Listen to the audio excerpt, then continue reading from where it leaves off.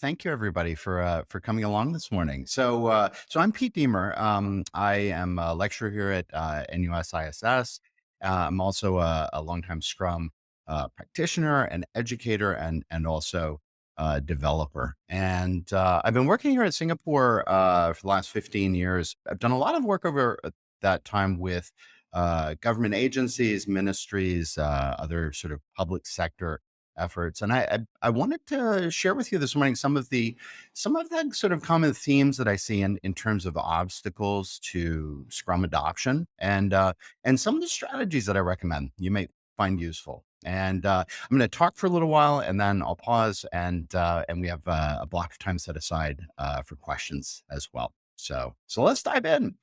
Now, we have this saying in the Scrum world. We say Scrum is simple and Scrum is hard. And I'm going to start by talking about the simple part, and then we'll get into the hard part after that. But I want to just begin with a really quick overview of what Scrum is, and I'm going to leave out some of the details. So this is an imperfect summary, but it'll get to some of the key points. Now, so Scrum starts with a problem that we're trying to solve. And just to take a fun example, let's imagine we had an art museum, didn't have any art in it. So we come up with a vision for a solution to the problem. It's this painting here. We call this solution the product goal. And in Scrum, we have a team of people called the Scrum team. It's a team of skilled professionals, each with their own set of accountabilities, but they work together as a self managing team to deliver that product goal and solve the problem. And um, uh, one of the members of the Scrum team, we call the product owner, begins by looking at this product goal and identifying all the key elements, the key features in it, and turns this into a prioritized list that we call the product backlog. This is all the stuff that's needed to achieve this product goal here. Now, the work is being done in these short blocks of time called sprints. These are typically a few weeks in length. And as the team works sprint by sprint, they're going to be working their way from the top of the product backlog, in other words, the highest priority items, down to the bottom of the product backlog. And in each of these sprints, they're working to produce what we call a product increment. It's a little slice of the finished product, and it's a slice that's done, and it's a slice that's really high quality, and it's a slice that we can inspect and adapt. These three words are three words really at the heart of Scrum. This idea, when we say inspect, that means examine something carefully, and adapt means make adjustments based on what you see. And in Scrum, we're inspecting and adapting constantly. We're inspecting and adapting, first of all, how we're doing things. The idea is we're trying to get improvements as we go sprint by sprint. We're trying to get better and better at what we're doing. And we also, and the idea is over time, the team is going to be becoming more and more effective, more and more productive and skilled and efficient as we learn by doing this work sprint by sprint. We also work closely with our stakeholders to make sure that we're inspecting and adapting our product increments and getting closer and closer to the right product goal, even if that product goal is changing over time. Now, now this right here, what you see on screen, this is basically it. This is Scrum, and obviously, as I mentioned, I've left out some of the details, but this is kind of the basic concept of how we get things done in Scrum. And you might look at this and say, what's so hard about this? It really is very simple, and it's in that simplicity that a lot of the hardness comes. See, because Scrum is so simple, it forces transparency. And I'll give you some examples of this. Scrum forces us to have a problem to solve, and we have to have some basic agreement on what the problem is. And Scrum forces us to have a product goal in mind. Now that product goal is going to evolve over time as we learn more and have new ideas and so forth. But at any given moment, we have to have a shared understanding what the product goal is. And we have to have a Scrum team with a product owner and a group of developers and a Scrum master. And we have to be able to produce product increments. And and if any of this stuff is missing, it's immediately visible. See, the transparency of the Scrum forces makes any and all dysfunctions visible. And I'll give you a classic example. Um, I've worked with teams in the public sector that have outsourced development to an outside vendor through a tender process, and in the first sprint, they get to the end of the first sprint, and the product increment isn't done, and and it's nowhere near done. And what they come to realize very quickly is that the developers that the vendor has assigned to this project just don't have the skills to do the work. The vendor, I think, and this unfortunately happens in the public sector, but also in the private sector. The vendor, in order to win the bid, gave an unrealistically low offer and then hired a group of very, very junior developers in hopes of finding some way to do it. And their plan was, oh, the developers, they'll learn by doing. But one of the problems with that is if you're planning to learn by doing, at the beginning, it's going to be pretty clear that we maybe don't know how to do. And so that became very visible. Another challenge you run into, picking one single product owner, one single person to make the tough decisions about trade-offs between scope, schedule, and cost and quality. And that can be hard to do, to pick one person and empower them. Um, Finding a scrum master who can really do and we're going to get more into the scrum master role in just a moment, but who can really help facilitate that improvement, who can coach and serve the team to help them become more and more effective over time and deliver more and more value over time. Finding somebody who can really do that well, that can be quite challenging. So one of the problems is that actually doing Scrum forces a lot of visibility about dysfunctions. Now, that's a good thing if it leads to those dysfunctions being fixed. But unfortunately, a lot of organizations, they favor stability and predictability, and change, even if it's positive change, even if it's improvement, can seem very threatening. So unfortunately, what a lot of organizations do is rather than changing themselves, they change Scrum. And this leads us to the first obstacle, which is what we call Scrum Bud. And we call it this because it's based on a saying, we're doing Scrum, but for example, we're doing Scrum, but we're not delivering product increments that are truly done in every sprint. Or we're doing Scrum, but we have 5 product owners instead of 1 product owner. And the problem with Scrum Bud on the most basic level is tends not to work very well.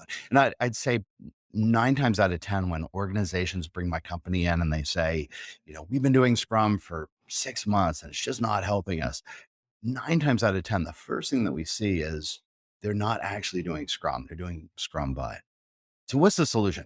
Well, in the agile world, this is something that was coined by a thought leader named Alistair Coburn, and he shared a learning from the world of martial arts, and the path to mastery in traditional Japanese martial arts. It's called Shu Ha Ri, and apparently I don't speak Japanese, but apparently this roughly translates as obey, detach, and separate.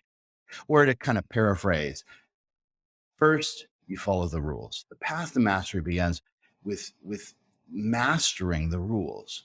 And the next step, though, is innovating the rules. Once you've mastered the rules, you can start to improvise upon them. And the final step is to actually transcend the rules, where the rules no longer matter. And the learning here is the best solution to Scrum Bud is to go back to the first stage of that Shu Ha Ri progression. Start with Shu. Start with mastering the rules. The solution, and this is what I recommend to clients in this situation. They've been doing Scrum Bud for a while. It's just not working. Here's my advice, and it's very simple. Do Scrum by the book for one sprint.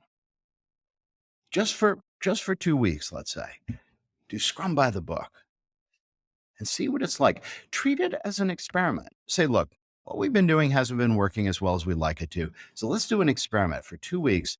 Let's do real Scrum and let's see what it's like. Now, the funny thing, and I've seen this again and again, that sprint is the best sprint that they've done.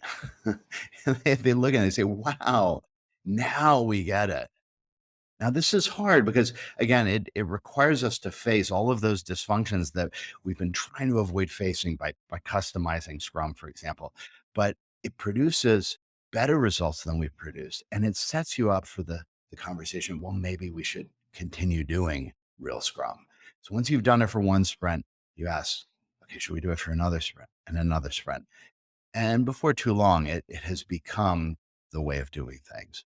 All right. So that's obstacle number one is Scrum. But my advice, do a reset, do one sprint of Scrum by the book, look at the results. And in most cases, you're going to find you produce better results than you've produced in any of those previous sprints.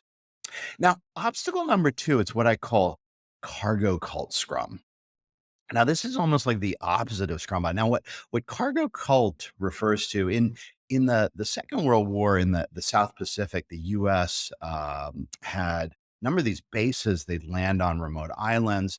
They'd quickly build an air base, and the residents of those islands, the local villagers and so forth, they would see these transport airplanes coming from the sky, landing and unloading these huge pallets of food and other supplies. Now, after the war was over, anthropologists saw a number of these tribes starting to build these replicas of airplanes out of straw and wood and so forth.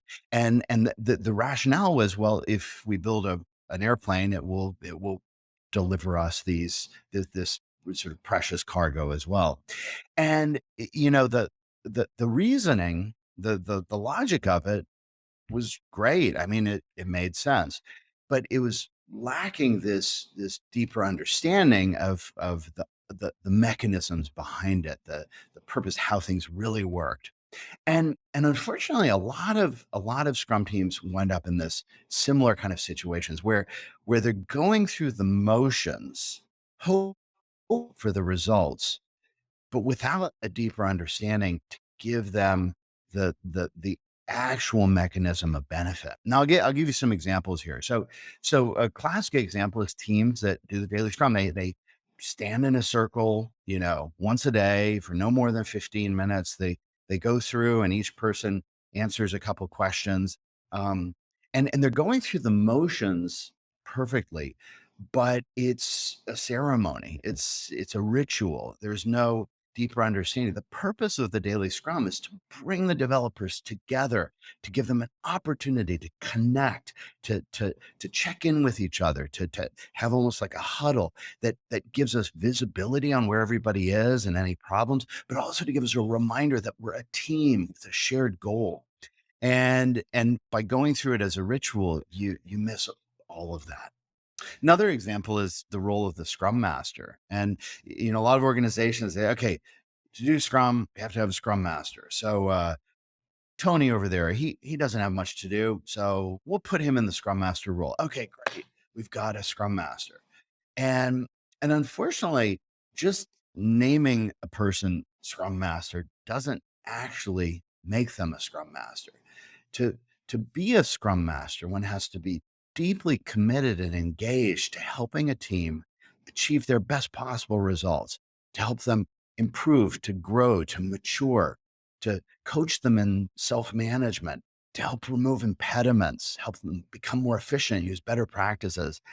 And that is a real skill, and it's a skill that really requires its own cultivation. And to just name a person a scrum master, throw them into it and expect it to somehow magically transform a team is just not realistic.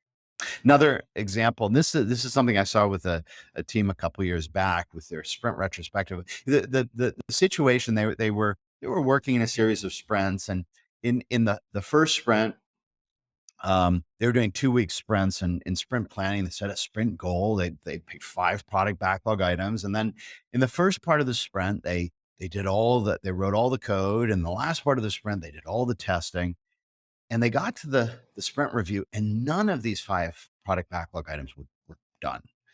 And it was disappointing. And in the sprint retrospective, they discussed why. And the 2 reasons they came up with, first, they said it was just too many product backlog items. And second, they said we started the testing too late in the sprint. We were doing like a waterfall. Then they got into the second sprint, and in sprint planning, they set a sprint goal of 5 product backlog items. And they spent the first part of the sprint writing all the code, and the last part of the sprint doing all the testing. And they got to the sprint review, and none of these 5 guys were done. And in the sprint retrospective, they talked about why. And there were 2 reasons. They said, first, it was just too many product backlog items. And second, they said, we started testing too late in the sprint. And then they got started on the product backlog items. And then they spent the first part of the sprint writing all the code, and the last part of the sprint doing all the testing. And they got to the sprint review, and none of these 5 product backlog items were done. And in the sprint retrospective, they talked about why, and they said it's too many PBIs, and we started testing too late in the sprint. Now, what's the problem here? Well, I mean, they were going through the motions. They were doing sprint planning, setting a sprint goal, trying to achieve that goal in the sprint. At the end of the sprint, they were inspecting and adapting the product, and they were inspecting and adapting their process. They were doing a retrospective, but they weren't improving. They were making the same mistake every sprint. They were going through the motions of the sprint retrospective, but they weren't actually changing anything. And I'll tell you, over the years, this is probably the single most common mistake that I've seen Scrum teams make. I mean, not this specific set of mistakes, but this idea of continuing to do things that just aren't working, repeating the same mistake again and again. Another example of this is a team I was talking to. They said, "Yeah, we've been doing Scrum for about a year, and we've been doing all of our estimation using story points as the estimation unit. This is an Agile estimation technique." And they said, "We've been doing all of our estimation in story points, and it's just not working for us." And I said to them, I said, then why did you do it for a year? If it's not working, you should stop doing it and try something else. I mean, Scrum doesn't tell you how to estimate. You can estimate in story points, you can estimate in hours, you can estimate in quarter days, you can estimate in ping pong balls. There are teams that don't estimate at all and get great results. So Scrum gives you the freedom, but with that freedom, it comes with the responsibility to constantly ask yourself, is what we're doing working? Why are we doing it? Is it working? And if it's not working, what should we do to change it? So this really brings us to the solution for cargo cult Scrum is to go back to the basics, go back to the inspect and adapt, be constantly asking, why are we doing this practice? And is this practice working? And how can we make it work better? And if you can constantly remind yourselves of that, and this, to be fair, is really at the heart of the Scrum Master's role. A great Scrum Master is going to be really fostering this mindset within the team. And if it's missing from the team, that Scrum Master should be noticing it and really taking action to try to spark that. So, but at the heart of this, figuring out, what is it that we're doing? Why are we doing it? How do we do it better? Now, the next obstacle, and this is another very common one, and this is common, this is common in the private sector, this is common in the public sector. It's what I call Scrum misunderstood. It's folks, particularly folks in more upper management, who just don't understand some of the key concepts in Scrum. And as a result, without realizing it, they wind up really undermining the Scrum team's practice of Scrum. Now, I'll give you, one just very simple example of this. So what does a Scrum Master do? Now, if you haven't really been properly educated about Scrum and the Scrum Master role, you could be forgiven for looking and saying, "Well, Scrum Master, they must be in charge of things. They must be the person giving orders to people, and you know." Maybe they're just like a project manager, but with a funny name. Um, and unfortunately, that perception is surprisingly common among particularly folks in upper management who just don't, haven't made the time or don't have the bandwidth to really get properly educated. Now, of course, this is not what a Scrum Master is all about. The Scrum Master is helping transform the capabilities of the team, but doing it by serving them, by helping remove impediments. This Scrum Master here is dragging this boulder out of the way so the team can get past. By helping make the work easier, for example, by putting oil on the wheels of the cart so that the wheels can turn more easily. By helping improve efficiency, this Scrum Master noticed that these wheels are missing tires, and as a result, it's quite difficult to pull the cart. So they're upgrading, helping upgrade. They're working with management to upgrade the tires. This Scrum Master is noticing that, hey, we're doing this manually. Maybe there's a way we could automate this, and by putting an engine on it. Scrum Masters might help just lend a hand. And from time to time, Scrum Masters, they have to protect the team from threats, from things that are going to disrupt or disturb or in some way get the team off track. So the role of the Scrum Master is quite different from this traditional kind of command and control function in a lot of organizations. And unfortunately, this can really pose a major impediment. So what's the solution? What's the solution for Scrum misunderstood? Well, it's kind of obvious. It's getting people educated. Education, especially for senior management. Now, I'm going to be sharing with you something at the end of this talk that you might find helpful. It's a short video that obviously it's not as good as actually having somebody attend a proper training, but it can sometimes be helpful if you need to stage an intervention, an educational intervention with somebody in the upper ranks. So I'll tell you more about that in just a little bit. And this brings us to obstacle number 4. And obstacle number 4 I call Scrum undermined, and specifically undermined by other practices in the organization. I want to share with you an experience I had with a client of mine. Now, this organization saw this very interesting phenomenon. The uh, I'm going to draw a timeline here. So we're gonna put on the vertical axis the level of teamwork that was observed in the organization over time. Now, for about 11 months out of the year, they had saw great teamwork, and then in the 12th month every year, teamwork dropped pretty precipitously. And they noticed a lot more um, conflict, a lot more competition between team members. They noticed a lot of disconnects, a lot of friction, and they saw less work getting done. And then the following month, the teamwork returned, and then the pattern repeated. And in the last month, teamwork dropped, and the month after returned. Now, do you have any guesses what this 1 month where the teamwork dropped, which month that was? And you may have guessed it's the month leading up to the annual performance appraisals.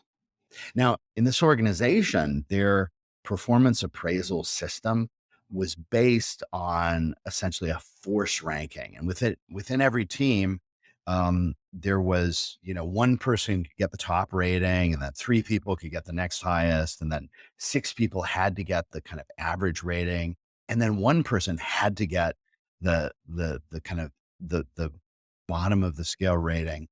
And so what happened in that month leading up to the annual appraisals is that suddenly everybody went purely into competition mode, and the teamwork just vanished. So what was the solution? Well, they got together a group of senior folks, including representatives from HR and management, representatives from the IT organization, and they came up with a new way to do performance appraisals.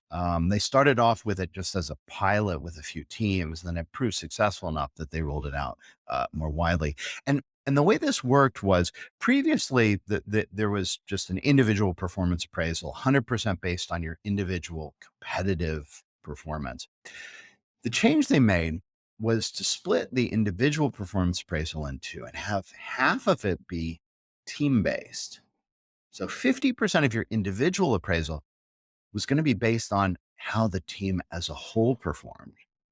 And the other 50%, the other 50% that was based on your personal performance, half of that was going to be decided by your boss. And the other half was decided by the rest of, by the rest of the team. Now, how do you think this changed people's mindset? Well, obviously, it focused people much more on their team membership in helping the team itself produce great results and being of service to the other members of the team, being as good a teammate as possible. And it's there was still an element of that sort of individual, how do I rank relative to the others? That was greatly reduced. And what was very interesting was they actually, after rolling this out first with the pilots, they started to see team performance actually improve in the month or two leading up to appraisals. And that actually ultimately led them to changing from an annual appraisal system to a more frequent one, four times a year, with smaller, more lightweight appraisals, so they could get the benefit of this as on a more continuous basis.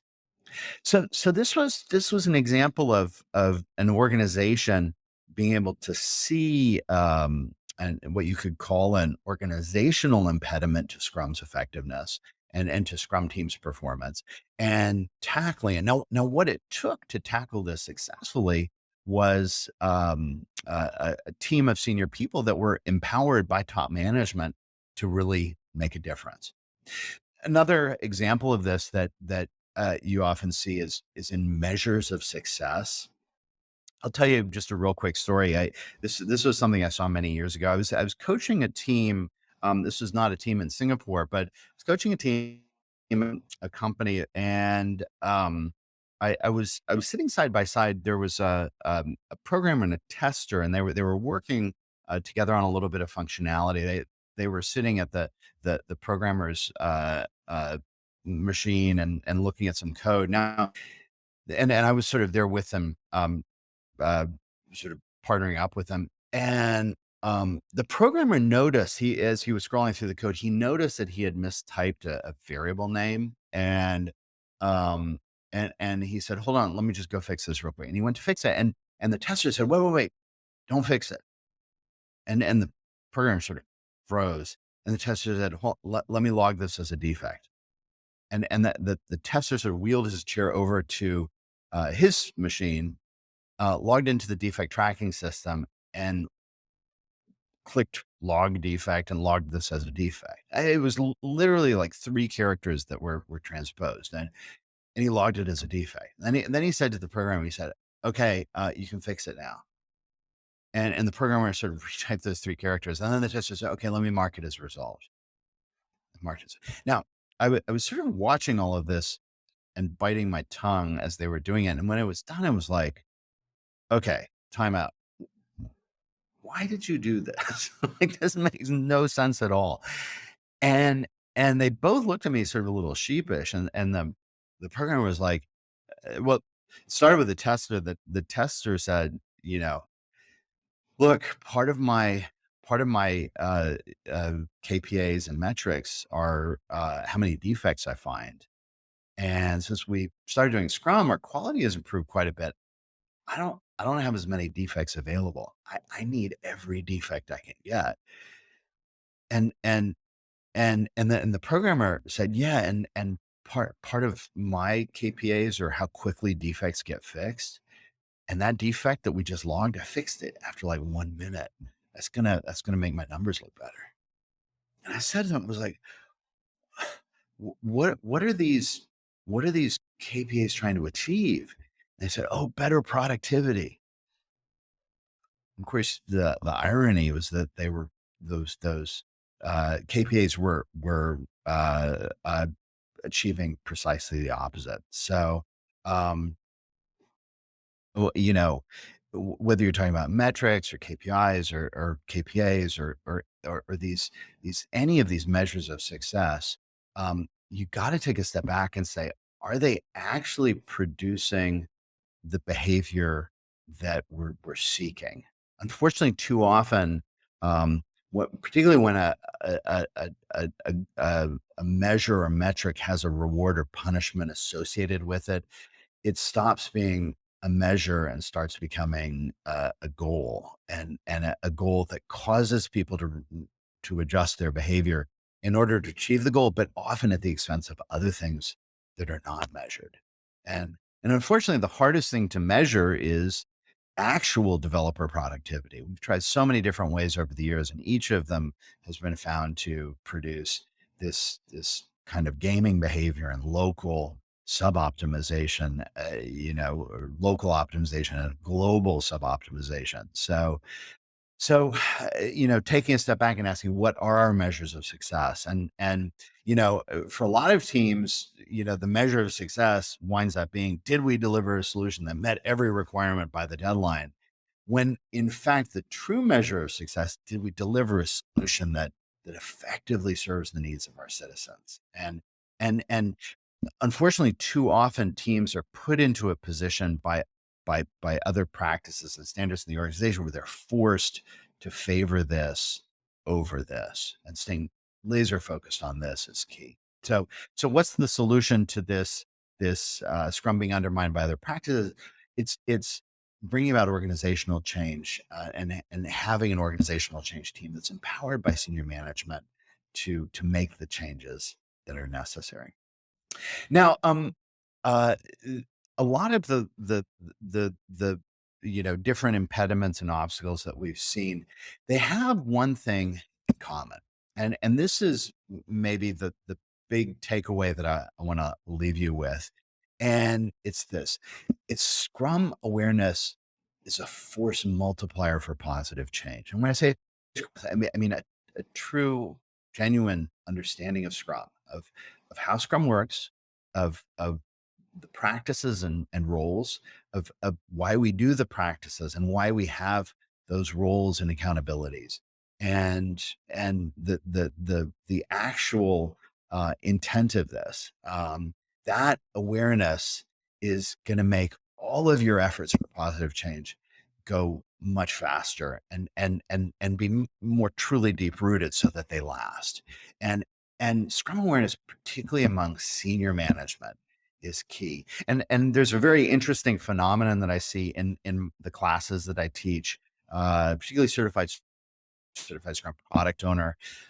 A lot of times, what I'll see is I'll see quite senior people in the organization who come to the class, and I'll say, "Oh, wow, this is great. You're a VP.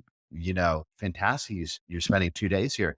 They say, "Yeah, I didn't want to do it, but one of the people who reports to me came back. They took the bus. They came back and say, 'Hey, boss, you got to go do this too. This is really important.'" And they persuaded me. So that kind of persuasion, I see that, when people go back and say, "Hey, boss, you got to go get educated too." That's a really good sign for a Scrum adoption. And when the boss comes, that's an even better sign for the Scrum adoption. That kind of Scrum awareness is going to really make the difference. All right. So I promised you earlier before we got to the questions, I'd leave you with something useful that you might find helpful as sort of like an educational intervention that you can use either with your team or maybe with your boss or others. It's this short video I created. It's 20 minutes, start to finish, and it basically shows a project in Scrum from concept all the way through to delivery. And it walks through all of the key concepts in Scrum. It's super fast. It doesn't go into huge detail, but if you want to try to explain how Scrum really works to somebody in about 20 minutes, have a look at this video. I think you may find it helpful. All right. So I believe it is now time for Q&A. So, Aaron, are you the question wrangler? Yes, I am. Thanks, Pete, for the very insightful sharing. We do have a couple of questions. But we'll probably take it one by one at a time. Okay. So the very first question that we have is, does a Scrum Master need to be a subject matter expert? My immediate answer is, what's the subject matter you're referring to? And do they need to be an expert in the product that's being developed? No. I mean, you know, and any knowledge of a domain is probably going to be useful, but what's much more important is that the Scrum Master be an expert in Scrum and in Scrum mastering. So I would pick somebody who I would pick a Scrum Master who really understood Scrum deeply, Mm, who understood um, the concept of servant leadership, of how to help a team become a better team, how to remove impediments, how to help people upgrade their practices. I would pick that person, even if they had no domain knowledge, else who did have domain knowledge, mm. but really didn't have that kind of experience. So the short answer is domain knowledge of the product is not nearly as important as domain knowledge of Scrum and Scrum mastering. Okay, thanks a lot, Pete. Okay, I think tying back to that, I think a lot of organization they still have a lot of managers, okay, in their organization. And this question in particular was asking, how can a project manager actually fit into an environment that is actually using Scrum to run their project? Yeah. Well, so the analogy I use is, so let's imagine we've been playing football, and we've got, two goals, and we've got goalies in front of the goals, and we have, defenders and strikers and so forth. We've been playing football. Now, let's imagine we decide to switch the game. We're gonna start playing basketball. Now, let's imagine that your goalie from football walks onto the basketball court, or your striker from football walks onto the basketball court and says, "Okay, I'm the goalie or I'm the striker. And if I'm the striker, what am I going to do? I'm going to kick the ball around the pitch." Now, if you have somebody on the basketball court kicking the ball around the pitch, first of all, that's not basketball. Mm, In fact, that's a violation of the entire concept of basketball. There's no kicking of the ball in basketball. But even more importantly, it's going to be a disaster. The game is just not going to work if you have somebody. Now, bringing a project manager who is a crucial and very important role in traditional project management approaches, bringing that person onto the Scrum pitch has the same result. Now, first of all, the minute that project manager is on the pitch trying to manage the project, um, that it's not Scrum anymore. Um, the whole concept of Scrum is we've taken that traditional set of project manager functions and divided them up and reallocated them as a set of responsibilities to the product owner, the developers, and the Scrum Master. The product owner, the developers, and the Scrum Master each own a portion of that traditional project manager job function. mm, And so if you have those roles plus a project manager, you've got a huge amount of uncertainty about who's actually responsible for what. Huge amount of overlap and duplication. You get a lot of conflict and chaos, and it just doesn't work. And that's a classic example of Scrum Bud. Doing Scrum, but we have a project manager running around on the pitch. And this I think comes again at the most basic level from just the people not understanding how Scrum works. mm. You don't need a project manager in Scrum because you've got a product owner doing part of it and the developers doing another part and the Scrum Master doing the remaining part. So it's unnecessary. Okay, So thank what do we you. do? Do we sack all the project managers? Of course not. The project managers are this huge well of skill and knowledge and judgment. Retrain them. We retrain them either to be product owners, or we retrain them to be scrum masters, or we retrain them to be stakeholders, helping the scrum team be effective. Okay, thanks, Vic. Okay, so the next question actually also pertaining to the project manager, but I think it's slightly different. It's more of asking if someone aspires to be an agile project manager. You probably heard about the term agile project manager in when Mm. people hire. Should this person actually go for the CSM course or the CSPO course? Which one would be more suitable for an agile project manager? It's like saying, um, I aspire to be a goalkeeper in basketball. What basketball training should I attend? And it doesn't really matter which one you attend, because the first thing you're going to learn is that there's no goalie in basketball. Um, now I'm gonna reinterpret the question a little bit. Let's say I was a project manager and I really wanted to get into Agile. And let's say that as a project manager, the thing I love most is sort of owning the sort of overall big picture, making the tough decisions about trade-offs, working with stakeholders, the sort of, I guess you could call it the kind of the sort of the big picture delivery kind of project manager. Now, if that was the kind of project manager I was and I want to get into Scrum, I'd probably do the product owner training. um Product owners are about the big picture of what we're trying to deliver, making the tough decisions about trade-offs, figuring out, working with stakeholders to figure out what do we really need to deliver to make you happy and meet our goals. Now, if I was the kind of project manager that was much more like, I love working with closely with teams, helping solve problems, helping the team improve, helping them become a better and better team over time. um then I'd say, oh, definitely do the Scrum Master training. You're going to be better suited to the Scrum Master role. So a lot of it comes down to, um, you know, what's your personality, and what are you best at? Which of those paths do you pursue? But the term agile project manager, it's one of those terms that, at least in a Scrum context, doesn't really make sense. And even in other approaches, the term agile project manager is this kind of squishy term that I don't think it actually even has a really single, clear, defined meaning. So, Okay, great. Thanks, Ted. Okay, Pete, back to one of the obstacle that you're sharing, which was like the Scrum misunderstood, and then one of the thing was about senior management need to understand more about Scrum or Agile in particular. So, and you also shared that some of your students are actually senior management level when they come to attend your class. mm, So should senior management actually attend your CSM class, or should they attend the CSPO class? Which one would be more suitable for them?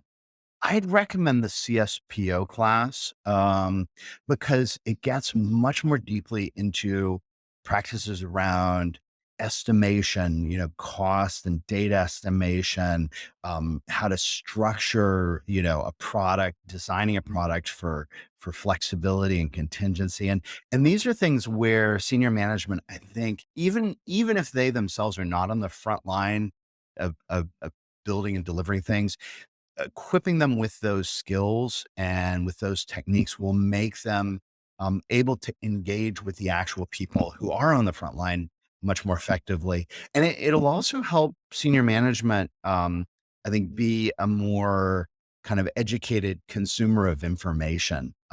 What's interesting is, a lot of times I've seen great product owners who kind of surface information up to senior management. The senior management doesn't quite know how to digest that information, how to interpret it.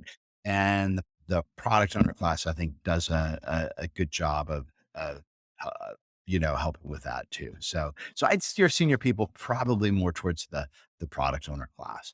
But honestly, either of them, I think, will equip them with the basic knowledge that they need to be effective. So I think you kind of can't go wrong. Okay, thank you. I definitely will encourage more senior management to join Pete's class to have a better understanding of what the Scrum framework is really all about to help the team. Okay, let's go to the next question. Well, we have got quite a number of questions. Okay, people and team who are used to predictability and stability might not be ready for transparency. So, do you have any advice that can help this team overcome the shift to being more transparent?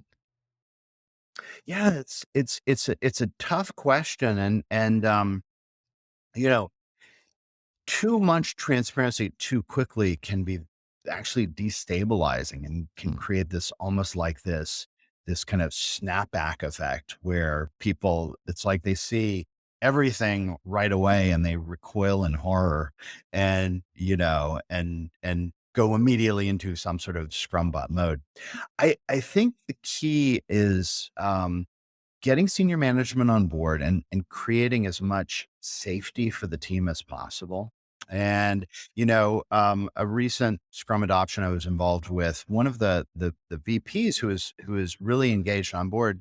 Um, they selected two or three teams to start the Scrum adoption, and they actually picked teams that were sort of in failure mode. And that's one of the things I like to do is like pick teams that have nothing to lose, right? Where things are already such a disaster that, any change is going to be an improvement. And those teams tend to show the most rapid improvement most quickly. This VP made a real point of showing to the organization that even all of the ugly stuff that was kind of surfaced, it was like, it's okay. We'll deal with it. We knew things were bad. Now we're just all we're seeing is the more of the detail of just how bad they are.